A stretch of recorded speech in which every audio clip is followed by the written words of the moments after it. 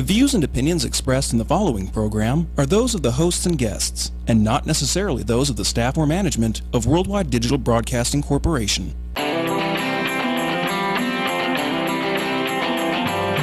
Hot topics, food, fun, entertainment, and serious business.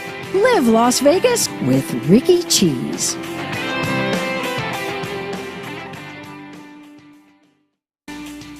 So glad you joined us for this edition of Live Las Vegas with Rikki Cheese, a very eclectic show today. A lot of stuff that is designed to help you take care of your life. Some danger zones, some pitfalls that you might not even be aware of, and also a celebration. You know, we are all still reeling from the 1 October shootings, and you know, there's been so much of an outpouring of support and love in this community, and a lot of it has been musical as well. So we're going to have a young guy kind of wrapping up the end of our show. We're going to talk about puppies, which, you know, anything with dogs is like my favorite thing on life, just in life, period. And a lot of people got puppies as gifts for the holidays, which I really think is a bad idea. But if you did, there are some really good ideas to take care of. And then, talking about the man with the good ideas, we're going to kick off today's show with Terry Bias of Sun Valley Automotive, who is going to talk about what you may encounter in a few months from now if you're looking for a used car. Now, I think everybody who's watching, we know about the hurricanes, we've watched the bomb cyclone. Those cars are getting, you know, the owners are getting rid of those cars, and those cars have to go somewhere, and they may end up here. Yeah, they'll end up everywhere. There's so many cars that, I mean, you can't even think about all that area that was flooded and all those cars, and you know, they could buy them back from the insurance company and then try to clean them up and flip them. They could be selling them off in auctions and moving around. I mean, most of them should just go to the wrecking yard, because a lot of the electronics are going to be completely eaten up, especially with salt water, things like that. The engines, transmissions, the rear ends, a lot of things just get flooded, and then you don't think about it. You could buy a nice truck and have the rear end been submerged so long that it's filled up with water. It might take 100, 500 miles, 1,000 miles, and it's a $2,000, $3,000 rear end. So yeah, it's going to be a problem. Where are they going to go? They should go to the wrecking yard and just part them out. But again, you could buy a motor and have problems. So it'd almost be interesting to see how many cars were really, what was the total. Right. And who's tracking these cars? Is anybody tracking these cars? I don't think so. I think it'd almost be too much to track. So they're buying them here in Vegas, California, everywhere, and just shipping them as fast as they can. So there's a huge market on used cars, but they've just inflated the price. To some people I've seen buying cars, it's way overbooked. And then they'll ship them to Texas, and people are paying, again, just to get something. So it's an interesting problem. Whenever I'm driving around the valley and I see these cars just sitting on these lots, empty lots, and it's like, is anybody regulating these cars? Is anybody checking these cars? It's just like buyer beware. Yeah, there's a lot going on there. A lot of those sites that you can buy cars on. There's a lot of people that are dealers that are posing as independent party. They get you in, get it going. Just watching the ads, it's a lot delved in it quite a bit lately, and there's a lot of shenanigans going on there. And then of course you got the corners by your neighborhood, 15, 20 cars parked there, all this activity. They're starting to ticket people and tow them out. So it's just not the way to go. It's how to buy them. Some people just don't go to a car lot for that stigma from back in the day. That could be a good way to go. Take it to the shop, get it inspected, if the person who's selling it will let you do that. Right. Which is the big red, red flag if they won't let you do that, because when I was coming up, and my mother was queen of the hoopties for me, I didn't get a new car until I was going to UNLV, because I was like demolition derby girl, most likely to total the car in the family. So they were like, no, we're just going to put you in a used car. But what they did was they would always take the car and have it checked out by a mechanic, so at least it was mechanically sound, even though I was going to wreck it. Yeah, because everything used is going to need something. There's just not the perfect car out there. And when we do inspections for people, we don't charge. And we just tell the owner, look, we're going to look at it objectively. We're not going to be an advocate for either side. We're just going to point out the good, the medium, and the bad, so you know what's going on. A lot of times it could be a great car, and it might need brakes in 6 months, or might need something that down the road, and it could be $300, $400, $500. It's just nice to know that's coming up. Right. Because you're going to lay out a lot of money for the car, and you're thinking you're all set, and then find out that, you know, a month later it's got this or that going on, rack and pinions leaking, or CV joints, and just things that are normal maintenance, but, you know, it kind of hurts when you buy it, and now all of a sudden you've got to jump into something. And I always recommend people getting a smog test down in Nevada anyway. Why? Because if it doesn't pass smog, there's times it could be $1,000, $2,000 worth of work. Really? And a lot of the people are selling it because it won't pass smog. So you might need catalytic converters.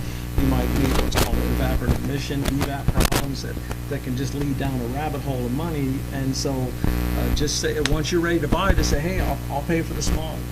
Yeah. And if it passes, great. And if it doesn't, and if they say no, they don't want to do that, that's because they probably already know it won't pass smog. That's why they're selling. Right. So, is Nevada a hotbed, or other states more likely, like Texas or California, to get some of these damaged cars? well, I guess they'll ship them out to anywhere they can if whoever's doing it. I wonder how they're getting sold. If they're being bought back by the owner, then they would get a salvage title, and most people are kind of nervous about salvage titles. Salvage titles, the insurance companies have loosened up on that. You know, it could just have a minor ding, and the car could be sold. You could buy it back, but it gets a salvage title, so it doesn't mean it's, you know, a horrible thing. But people, it's a stigma to salvage titles. But where they go, I think they go to auction houses and just sell them. And so, if it's been under 6-8 feet of water, there's problems. How would I, you know, just, or any of the guests we're going to have on the show today, what would I need to look for? What would be the big red flag if I popped the hood?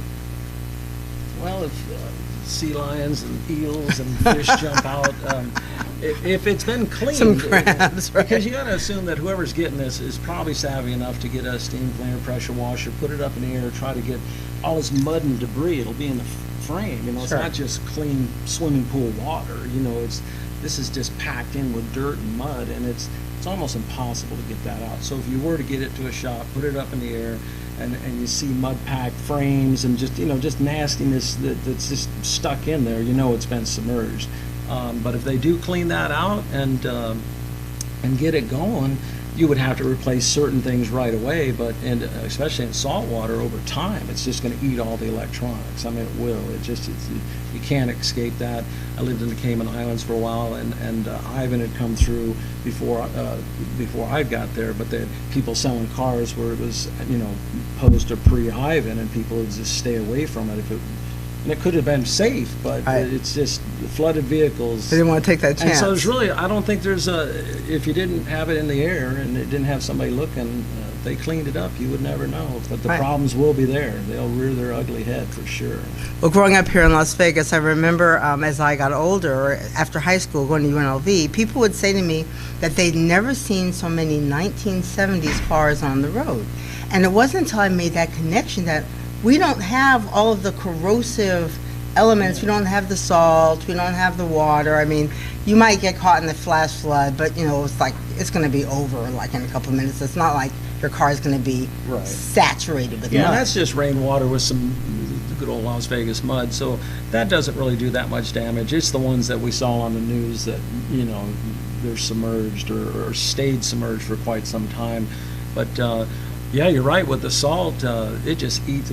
We get trucks in from time to time and cars as well, but just amazed at just the few years back east, the frames are just rotted through. They're gone. It's just that I take photos of it for the ladies' class. I just can't believe that that something can get eaten up that quick. But you look at the truck or the car and it looks really clean, but underneath it's just amazing. So we're kind of fortunate out here. All these old classics, so they'll get a patina on it, but it's not going to get you know, eaten through like what they deal with back east. One of the things that you are still doing at Sun Valley Automotive, I love your free car class for women, because it gives women an opportunity, and guys too, if you want to take the class. He's not trying to be sexist about it. Yeah, but us guys, we know everything, so we'd be drinking beer an hour later telling stories. Right, but you can actually look underneath the car. And one of my big things has always been, I love this, ma'am, you take your car in for an oil change. Ma'am, come, I want to show you something. What are you going to show me? I don't know what I'm looking at. And so then I go out there and I pretend like I know what I'm looking at, and it's like, well, how much is this going to cost me that I don't know what I'm looking at? Well, it's going to cost you $1,500. Well, put it back down. I'm taking it to Sun Valley. I'm not giving you $1,500 for an oil change. But it's such a great class to show women what it looks like, so that you see the dings that happen to the oil pan, or you know, the gas tank, or all these things that most people, male or female, don't ever get to see. No, under a car, it's our world. It's like, you know, any profession, we just do this all the time and see it. And you hit a parking curb, you're thinking, oh, I heard some noise, and next thing you know, you rip the oil pan out, and and the people are like, how did that happen? And it hit it pretty hard. Really but yeah, just the engine, transmissions, and the things being torn apart. You know, you drop your car off, you pick it up, it's $1 million, it's the same car, it runs better or whatever, but you come back in our world and see what we got to deal with, just getting dashboards out and just changing, like I said, motors, transmissions, anything at all. It's pretty cool to see. That's the best part, to see what you guys have to go through to get to the part that's actually gone bad. Oh yeah, and I'm constantly taking photos just for the class, and to use them for social media, just to show that changing a light bulb on some of these cars nowadays, half the cars got to come out, and people, well, I Googled it, and they said you just do that. And I said, well, give that a shot. Let me know how that's going to work out for you. And Terry, thank you for being on the show. I always love when you share. Sun Valley Automotive, it's on Rancho, kind of close to what used to be the Smiths. That's out of business now. Next to Big Rancho Dog's Draft House. Big Dog's Draft House. They do a great job, and you know, you can take that car there for free, and they'll take a look at it. There's no reason for you to buy a car that is not checked out first, and these are the guys to do it. And this month it's our 30th year. All right. We'll be right back with more Live Las Vegas with Rikki Cheese, what you need to know if you got a puppy for Christmas. Stay tuned. Crazy Terry here with your car care tip of the day. Today's tips on cooling systems. This vehicle's got about 182,000 miles on it, so if you're checking the coolant, check the hoses too. Just feel them and see if they're soft or any signs of fatigue for the mileage on it. They don't feel bad, they look like they're still the original hose, but you want to make sure you don't go too long with these hoses, because they will eventually deteriorate, cause a problem. In this case, this car's got a visible leak. The customer brought it to us. We'll pop the hood and check the cooling system. First, we just relieve any pressure that might be on the cap, remove the cap, take a look inside. We see it's kind of low. Now we'll start our inspection. What we found on this one is the top tank is leaking. It's got a crack in it. Pretty common for these plastic radiators to do that. I want to get to a shop right away, because severe engine damage can result from overheating condition like this. In this case, it was pretty easy to see the crack was right on the top tank, but a lot of times we'll have to pressurize the system to locate the exact leak. Could be a hose in the back, could be underneath. Some of these are hard to find, but in this case, a very common leak, the top tank. When we're testing a cooling system, it's okay to use just water, but you want to make sure when you're filling it up properly, it's a 50-50 mix of antifreeze and water. It needs the water to make the chemical work, so don't just put straight antifreeze. 50-50 mix is the best way to go. Keep it clean, keep it rust-free. So as you can see, we got a pretty active leak. You got to get this fixed, or there's going to be some engine problems. If you're going to top off your own coolant, it's really not that hard. If you got a radiator cap, just make sure it's not hot. Take the cap off and take a look. In this case, we're pretty full here, but what we have is the overflow jugs empty. So we'll just add that. Once again, check your manufacturer's specs to make sure what type of coolant you have. In this case, we're using the good old green. There's gold, there's red, there's yellow, all types out there. Just want to make sure you're staying with your manufacturer recommended coolant. And that's really all there is to it. The cooling system is a major component. You'll want to service that regularly. If you have a problem, it could be too late and cost you thousands of dollars. If ever you have a problem, come into Sun Valley Automotive. It's no charge to look at your cooling system. This is Crazy Terry with your car care tip of the day.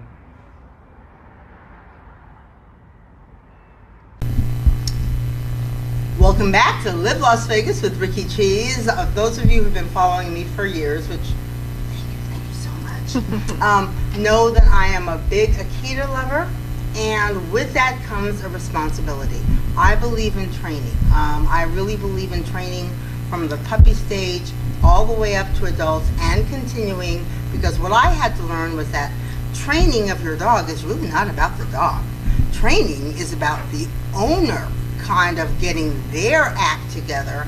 And I love it when I show up anywhere, because I've got two Akitas, Apollo and Akira, and we go through the same protocol. Sit down. They don't get to just jump out of the car, and they know this, and they'll still kind of go, I don't feel like it. Well, you're not getting out of the car.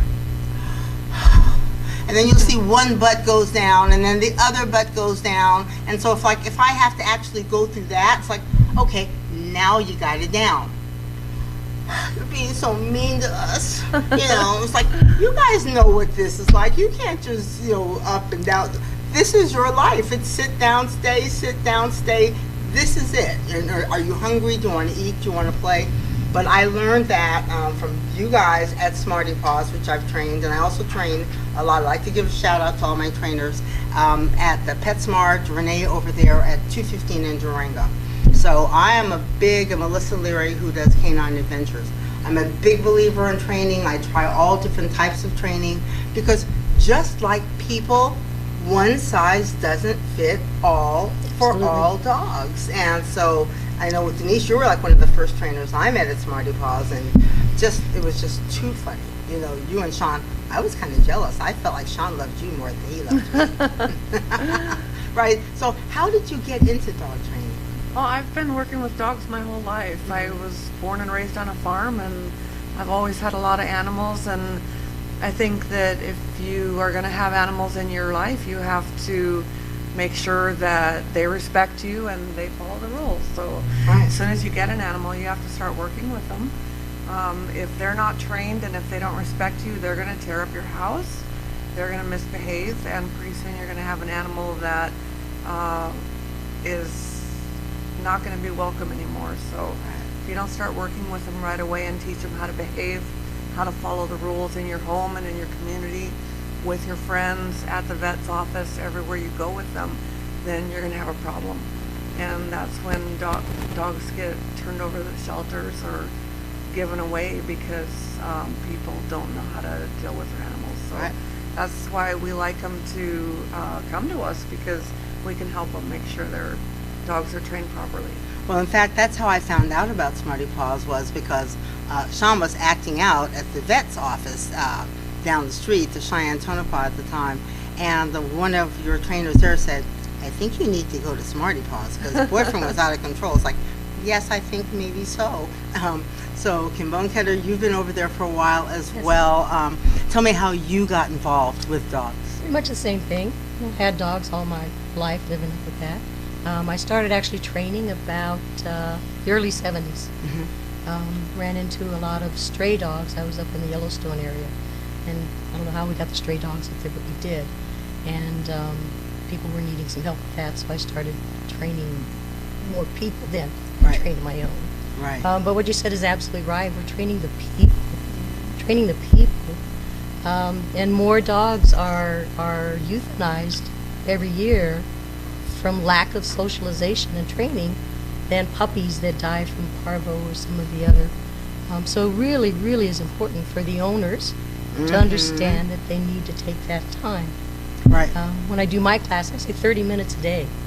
And it's like, oh my God, I don't have that much time. That's 10 commercial breaks. Exactly. You can watch your program, the commercial comes on, you get up and you do some steps, you do something.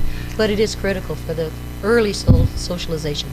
And a lot of people get puppies for Christmas, which I've already gone on record saying that's a bad idea, because somebody really, all of us, if you want to have a puppy, this needs to be something from your own heart, your love, and you're making this commitment to this sentient being. This is not, just an appendage or, an accessory that you're going to have in your house. You're making a commitment of time and money and vet bills, and for you to get a puppy that your dog is that quiet and safe. That didn't start out that way. I mean, you trained. Right. Yeah. So tell me, what are the things that you need to know? Let's start talking about the veterans, for the people who did get dogs. Trip to the vet, very important. Yeah? Yeah, definitely.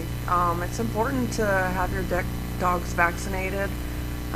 When you take a trip to the vet, it's a good idea to help your dog be ready for that. So as soon as you get a puppy, you want to start playing with their feet. You want to be looking in their ears. You want to open up their mouth and play with their teeth. You want to roll them over and hold them upside down. You want to put them up on a table and, you know, let them feel those hard surfaces. And if you can prepare your dog for the trip to the vet, that's helpful. Yeah, that's when you get them in there. You want them to be comfortable being handled by a stranger. You want them to be comfortable being on a leash. And vets will allow you to take a puppy into a vet just for a visit. Yeah. So, and be prepared to pay your vet bills. So you need to know that dogs cost some money. Right. So save your money, you know, have a piggy bank or whatever, and be prepared that if a dog gets injured, you're going to have a vet bill. If your dog gets sick, you have to take them to the vet. Right. They have to have their shots. They have to have their annuals. They need dentals, you know, things like that. So just like kids, right. You know, they're going to have some bills. And I think I'm a typical owner. Out of the clear blue sky one day, Sean started limping. And so I'm thinking, oh my gosh, he's got cancer, he's dying. I take him to the vet, and then they say, well, he just has the equivalent of canine tennis elbow, and it's going to be $150. Can I have my $150 back, please, if it's just tennis elbow? I don't really understand why I have to pay this money. But, you know, that is part of what you have to build in, knowing that these expenses are going to come. Now, the basics, if people who got puppies for presents, they weren't ready. So they didn't have all the stuff that's necessary. Right. One of the things that is important, can you lie down, please? Thank you.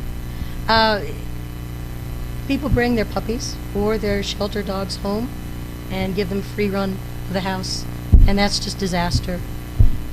If you do have either a puppy or an adult dog, you need to give them their own safe place, right. Exercise pen with the crate and food so that they can be supervised, right. Until they learn how to be in the house. And with that, light, please. With that is proper chew toys. Right. I had some, I forgot that, but you don't want to give them your slippers, because then they're going to go looking for your slippers, or the socks, or the soft things. Yes. There are good chew toys out there in the market. I recently found my phone and my Dallas Cowboys cap and one of my shoes in the backyard. And the only reason why I was able to track it was because this white cord was sticking out. I'm thinking, where'd that come from? And which one of you guys buried it? It's like, what? But yeah, you're right. I mean, you have to be prepared to supervise your dogs, your cats, the same way you supervise your children. Sure. You're not going to let them have free run to the house, running up and down the stairs, and you don't know if they'll take a fall. Right. And most people just don't even consider that. They bring them home and they let the puppies run around. Oh, I'm watching them. Well, now there's a mess on the floor and they're upset with that. The puppy doesn't know. Right. You know, a safe place in the kitchen with an exercise pen where you can watch the puppy until you can crate train them and house break them. It's best for the puppy, it's best for you. Right. Because the other thing is socialization, so important. I mean, I know Huge. A lot of people. Huge. It is kind of a pain to take your dog out. And there's two types of socialization for me. There's a socialization you get from going to a organized class where they're walking with other dogs and they're all on the leash. And then there's dog parks, which I now feel like are some of the most dangerous places on earth. And it took me a long time to get to that place. But when you're talking about socialization, you're talking about socializing your dog in a controlled environment. Yeah. In a safe place. Yeah. And not just the puppy classes. They need to socialize with other dogs. Right. The puppy. A lot of the shelter dogs that we get that have issues, aggression or assertive issues, it's not because they were hurt or abused. They weren't social. Right, right. And it also needs to be with people. Right. Men, women, children, men with beards, Right. and different Yeah. locations. Yeah, exactly. It's And important a to- lot of, because you guys are both do like private training as well, and you're a private trainer. A lot of that is taking them out in different social environments, Right, so right. that they're sensitized to different things. Right. You need to teach them what the world is all about. You need to get them acclimated to vehicles and dump trucks and airplanes and skateboards and bicycles and vehicles, you know, things that go crash, and the metal plates on the ground, and wind and rain and all those kind of things, because when they're puppies, they're like little sponges. Nothing really scares them that much when they're little. Right. But as they get older, if they've never experienced those things before, it's a lot harder to teach them. So when they're little, if you take them out there and you drop things and make crazy noises and show them the umbrellas and the hats and the beards and the canes and the walkers and the wheelchairs and all those things, then they're not so fearful of everything. So Right. teaching them so that they're not afraid of things is something that you want to do as soon as you get them. And one of the things as we wrap up really quickly, I want both of you guys to weigh in really quickly on dog parks. They're both going. I don't like dog parks at all. I don't either.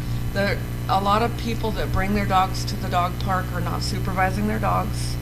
A lot of the dogs that are in there are untrained. A lot of them are aggressive. So you might bring your sweet little trained dog to the dog park and it can pick up diseases because other dogs don't have vaccinations. You might be setting them up against a dog that is going to attack. Other people that are there don't have the training that you had with your dog. Some people I find are so happy and can't wait for something bad to happen. They got the attorney's card in their right there. back pocket, right? There's And disease in the water. well, and I found that when I first started, I thought, okay, all of my trainers, because all of my trainers were saying the same thing, no dog parks. I thought, Yeah. you guys are being just elitist. Until a chocolate lab tried to kill Sean. And when I said that to people at work, it's like, labs would never do that. I'm like, I'm telling you, she had my dog's, neck in her throat. I mean, in her jaws. And the owner was like this. Yeah, she was on her phone. She's like, On the phone. whatever yeah. happens, phone. right? Eating yeah. their lunch on the, letting their children run around. Dog parks are really not a good place. They're much better. dangerous. They are very dangerous. Injuries, illnesses, like you say, you don't know if those dogs have been vaccinated. You don't know what you're going to have out there. You're much better off to find a daycare. Yeah. If you want the dogs Form to a play, group. form a group, Get go involved in a hiking, sport. do Yeah. yes, Because you do sports. fly ball, Fly ball. and you also do some training too. I do agility, dock diving, barn hunt, nose work.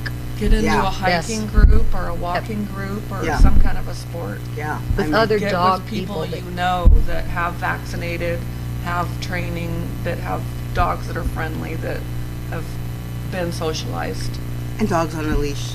I mean, I know there's I call them the off-leash people. I love them because they're always yelling across the park as their dogs are coming toward me at full tilt.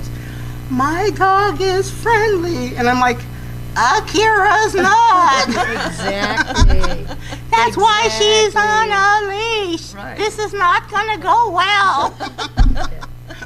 Well, thank you both. Really quickly, how can they get in touch with you, both of you?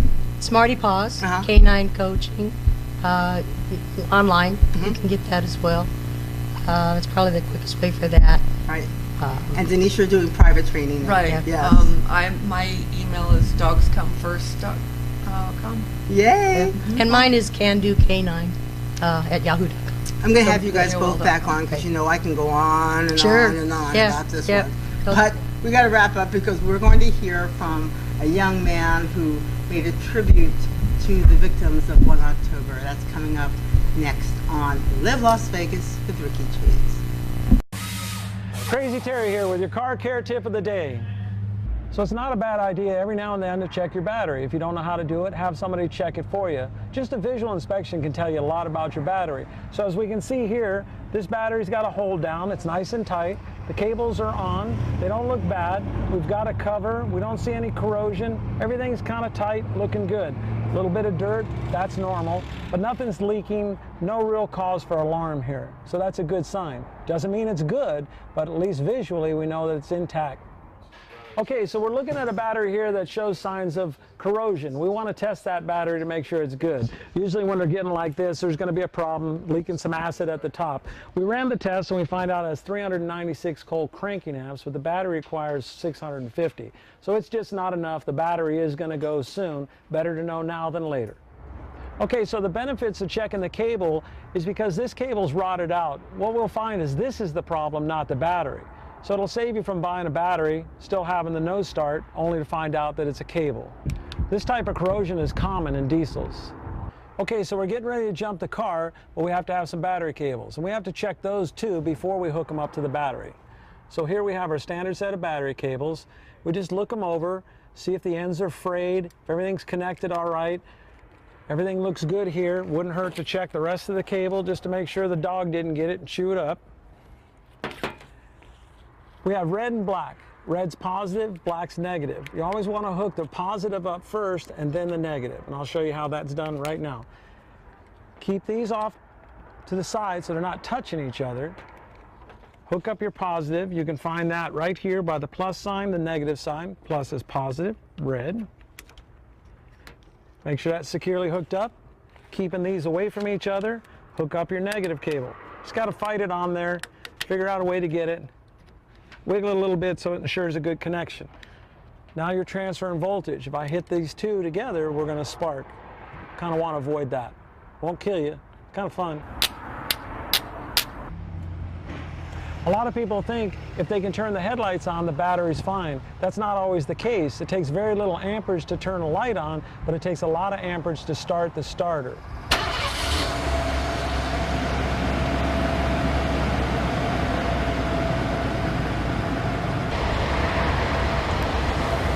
I recommend checking the charging system every oil change. At Sun Valley Automotive, there's never a charge for that. This is Crazy Terry with your car care tip of the day.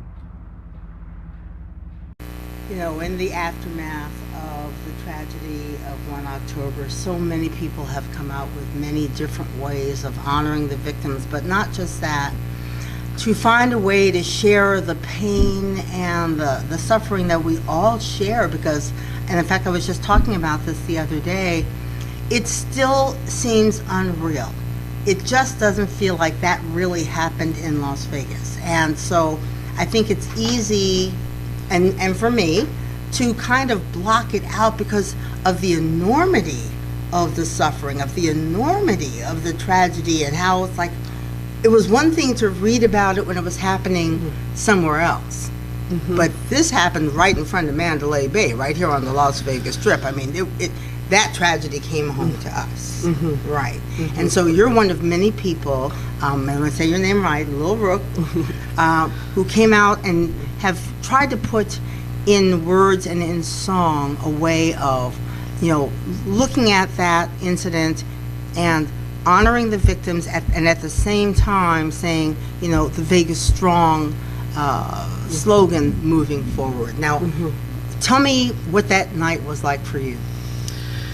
I actually had a concert that night. I opened up for Jacquees at the Wet Fest, and then everybody was messaging me saying, "Oh my God, are you okay?" You know, because they knew I had a concert, and I was like, "Yeah, I'm fine. What's going on?" And I turned it on the television and started crying because there was people being shot at a concert, and the next day I realized that 2 of my friends died in it. Actually. Wow. Yeah. Wow.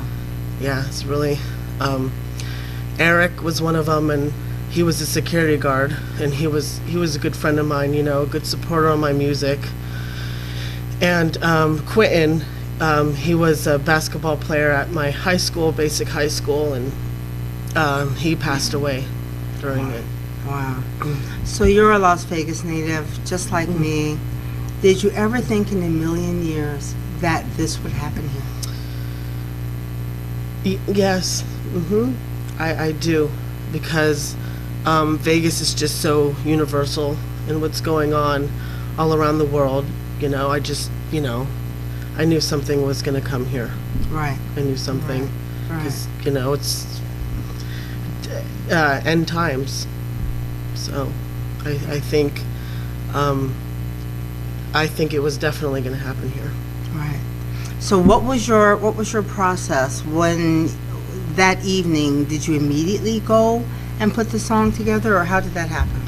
Oh, well, I always had like this song called, you know, Stay Strong, and I'm always like an activist about being strong, you know, and standing up against hatred in the world and negativity, and learning how to build yourself from, you know, people cutting you down. And it was really a song about like bullying that I went through, but Stay Strong can mean so many things. And I had a show like two days after that happened, and it was for the Las Vegas Police Department at National Night Out.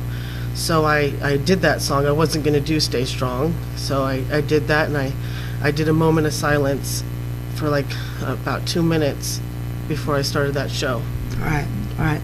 Now, have you been in touch with the families of those folks that were close to you that you lost? Yeah, I got invited to both of the funerals. It was a very devastating year last year, you know. Yeah, they actually had a big gathering by my house because they have the B, you know, and they put a queue there for Quentin, and that will always be there by my house in my neighborhood to honor him. So I see that every time I come home now is that queue for Quentin, and he was going to school to be a doctor, and he was a basketball player, and Right, right. We're going to have Senator Pat Spearman on to come in the coming weeks. One of the things that she said at it was a rally to honor the union members at UMC and Sunrise Hospital who treated the wounded and the, you know, those folks who died that night. And she said that it's not now. It's going to be 6 months from now. Because right now people are still running on, she said, the adrenaline of what happened, or maybe even in denial. It's going to be that silent night of 6 months, a year from now, when the enormity of the situation really comes home. Yeah. yeah. Yeah. It's a shame. It really is. It's a shame. But you can't let people win. You can't let the devil win when it comes to things like that. You have to continue going to concerts, and you have to continue going out there and making music, and I have to continue performing for people and performing and going on a live stage and making people feel good with my music, because if I don't, they won. And you cannot let evil win. Right. Now, how did you get involved in the music industry?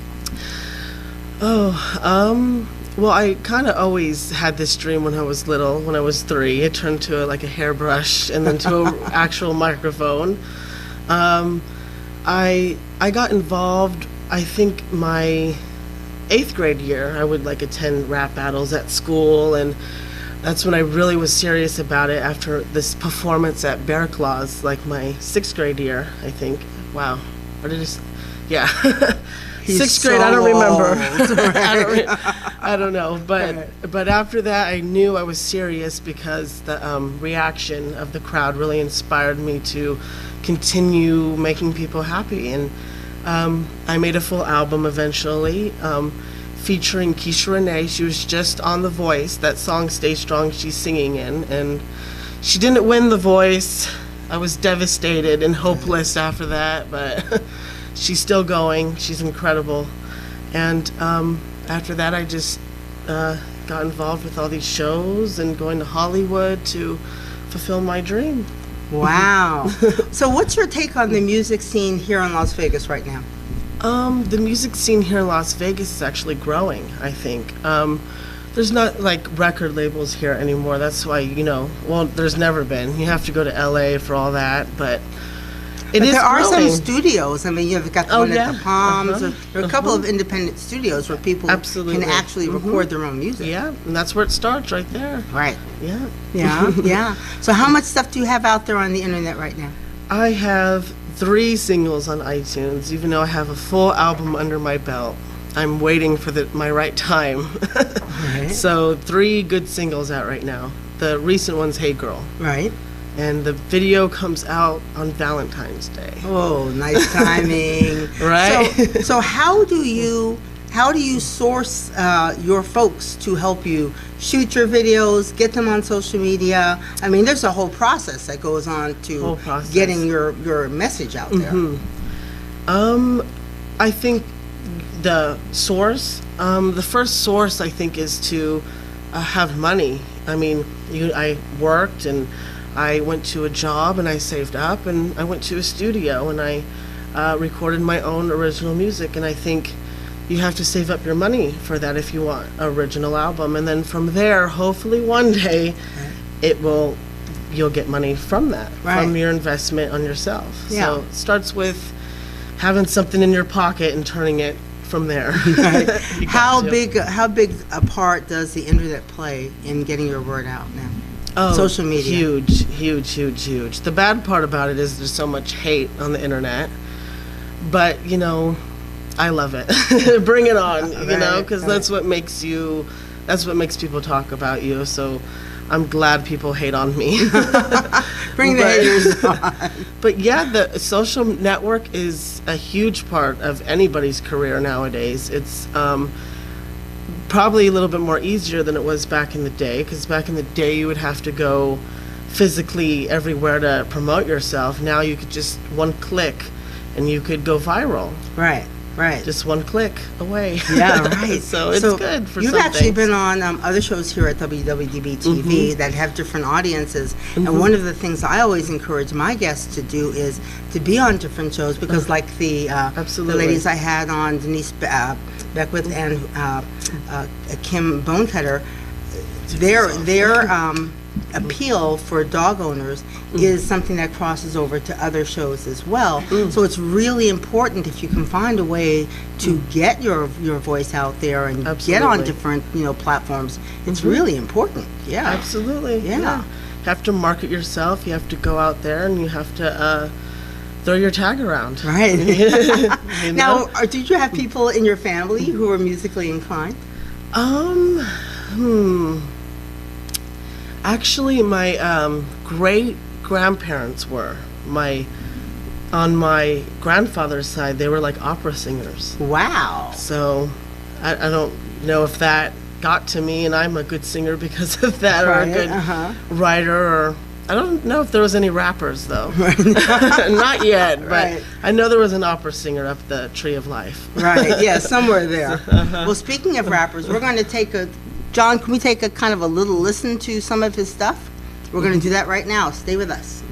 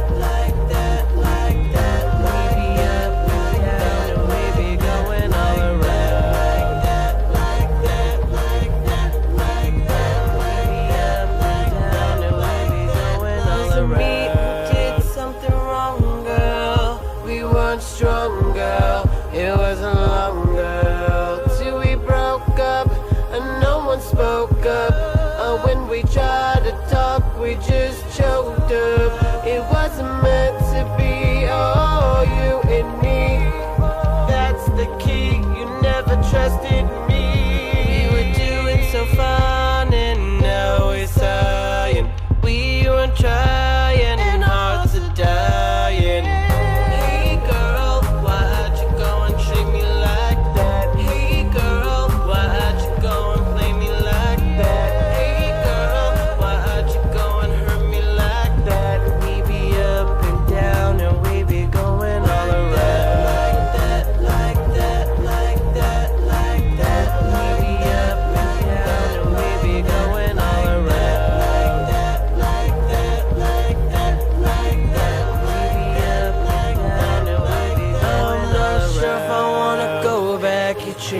like a throwback. Take a pic, take a pic, take a pic with your Kodak. All the stuff you took from me, I should just go back. What comes around, goes around, you're gonna get your payback. Gonna get your payback. Gonna get your payback. Gonna get your payback. We're doing so fine and now we're sighing. We were trying and hearts are dying. Hey girl, why'd you go and treat me like that? Hey girl, why'd you go and play me like that? Hey girl, why'd you go and hurt me like that? We be up and down and we be going all around. Like that, like that, like that, like that. We be up and down and we be going all around.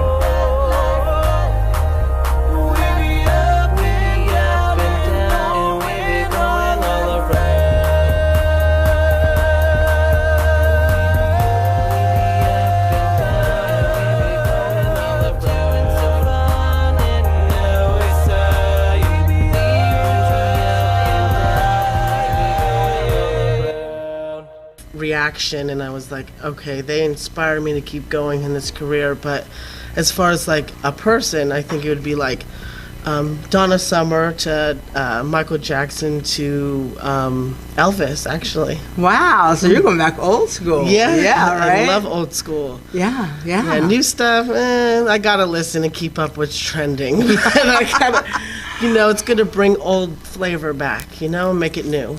Well, I think it's interesting of the bands like in your age group that we've had on the show, Black Tapes. They're like hard. Oh my God, they're hard rockers. Wow, Yeah, they're like. I said they're really nice too. Oh, they're really sweet. Yeah. And I said something about Taylor Swift, and they were like, "Ew, you're evil." It's like I didn't know. I mean, they're like serious old school. Then you've got Holes and Hearts, the brothers who Casey and Riley, who are out there right now, and a couple of others, and it just seems to me that there's a sort of like an underground music scene that's happening here in Las Vegas. Do you get that same sense? Yes, absolutely. It's actually really building. It's starting to get a little bit more mainstream here, and yeah, I think in the movies, actually, there's a lot more movies being made in Las Vegas. So really, it is the entertainment capital, but let's make it more for because not like the Elvises on the on the Strip. We want to do it like a industry here. So it's growing. Yeah. And the whole world is focused on Las Vegas. I mean, I think that one of my challenges, and I'm sure you had it too growing up here, is for us, Las Vegas is normal. So when people would say to me growing up, Las Vegas is strange, it's like, as compared to what? It's like I didn't have any frame of reference for anything besides Las Vegas. But now, you look at the Las Vegas Strip, you look at the entertainment. Who would have ever thought that Britney Spears, Cher, Piano Man, help me out. Mariah Carey. Right. Who would have thought that these people would have, or Jennifer Lopez, would have residencies here? Celine Dion. I think Lady Gaga has coming, right? Wow. Yes, like really? The Rolling Stones. I mean, when I was a kid, we were like the city everybody jumped over to get to L.A., but nobody stopped here to have a concert. Now we're the starting point. Yes. Absolutely. So is it exciting for you? Yes, definitely. But I mean, I'm not 21 yet, so it's a struggle getting into those clubs. But a year from now, I'll be going into the club. So you and Corey Taylor trying to jump under that. We really are. Well, thank you very much for being on the show. Thank you for having me. You're amazing, and she's so beautiful. I just had to say that. He's got to be back on the show really, really soon. And we want you to come back to the show really, really soon. Please, hook us up on Facebook, like us, and if you like any of the different topics we're going to come on, that we had on today, you'd like for us to follow up, let us know. I'm Rikki Cheese Las Vegas at gmail.com. homeless people have my phone number, 702-335-6994. So give me a shout out if you've got some suggestions. Always willing to entertain any of them. We'll see you next week on Live Las Vegas with Rikki Cheese.